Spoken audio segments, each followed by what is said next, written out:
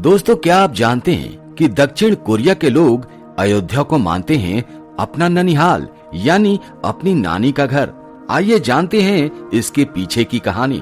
हिंदू धर्म में न जाने कितनी ही कथाएं प्रचलित हैं जो प्राचीन काल की संस्कृति को दिखाती हैं।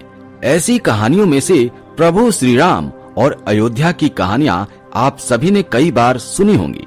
लेकिन अगर हम आपसे कहें कि भारत से बाहर भी एक ऐसा देश है जहां प्रभु श्री राम के भक्त हैं, यही नहीं, भारत के बाहर एक ऐसी भी जगह है जहां के लोग अयोध्या को अपना ननिहाल मानते हैं यानी नानी का घर मानते हैं और राम की नगरी से विशेष जुड़ाव रखते हैं। जी हाँ, हम बात कर रहे हैं दक्षिण कोरिया के लोगों की।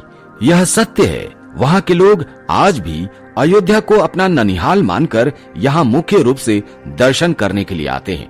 यह एक ऐसा रिश्ता है जिसे निभाने की परंपरा हजारों सालों से चली आ रही है और दक्षिण कोरिया के लोग इसी प्रथा को निभाने अयोध्या में आते हैं। आइए जानते हैं इस तथ्य के पीछे की कहानी। जी हाँ, उसके बारे में शायद ही किसी ने सुना होगा। पौराणिक कथाओं के अनुसार कोरिया के लोगों को अपनी रानी हाक ओके के अयोध्या से आने का पता 13वीं सदी में लिखे गए कोरियन ग्रंथ सम्युक यूसा से पता चला। इसमें कहा गया है कि अयोता नाम की जगह से आई राजकुमारी का विवाह काया राज्य के राजा सूरो से हुआ था। इस ग्रंथ के मुताबिक अयोता यानी अयोध्या की राजकुमारी का विवाह किम सूरो से 48 ईस्वी में हुआ था। इस कहानी के अनुसार अयोध्या नगरी रानी का मायका और वहाँ के लोगों का ननिहाल माना जाता है। इस कहानी पर न सिर्फ कोरिया के लोग बल्कि भारतीय भी विश्वास करने लगे हैं। जी हाँ, अयोध्या से अपना नाता जोड़ने वाला देश कोरिया में किम वंश के लोग हर साल अयोध्या आते हैं और इनकी मान्यता है कि अयोध्या इनकी रानी माँ का मायका है।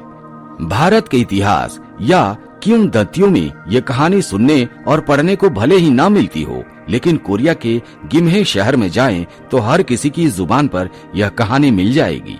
दरअसल दक्षिण कोरिया और भारत की दोस्ती 2000 साल पहले से शुरू होती है। यह बात हम जानते हैं कि श्री राम को राजा दशरथ ने 14 साल के लिए वनवास पर भेज दिया था। वनवास पूरा होते ही राम वापस अयोध्या आ गए थे, लेकिन उसी नगरी की एक राजकुमारी थी सूरी रत्ना, जो 2000 साल पहले दक्षिण कोरिया गई थी और वहीं बस गई थी।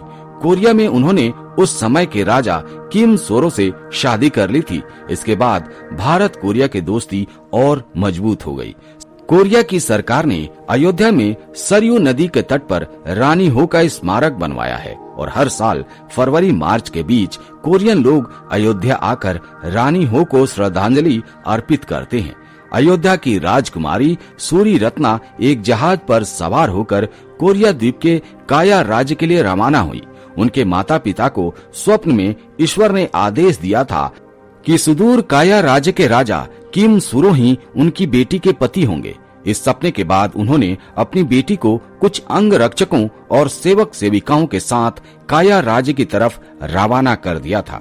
इधर कोरिया के काया राज्य में किम सूरो के राजा बनने की दिलचस्प कहानी है। कहा जाता है कि किम सूरो देवलोक से आए 6 सोने के अंडों में से जन्मे थे। उन्होंने राजकुमारी के आने के इंतजार में शादी नहीं की थी।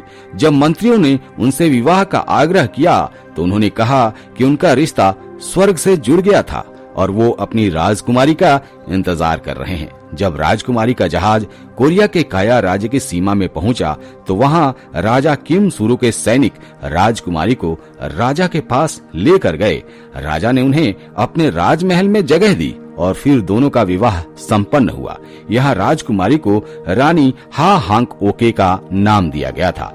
वास्तव में दक्षिण कोरिया से जुड़ी से कहानी बेहद दिलचस्प है और लोगों का ध्यान केंद्रित करती है। अगर आपको यह कहानी अच्छी लगी तो इसे शेयर करना बिल्कुल मत भूलिएगा। तो दोस्तों, फिलहाल आज की वीडियो में इतना ही। आप अपने कमेंट, अपने विचार हमें जरूर बताइएगा। मिलते हैं आपसे अगले वीडियो में एक नए टॉपिक के साथ।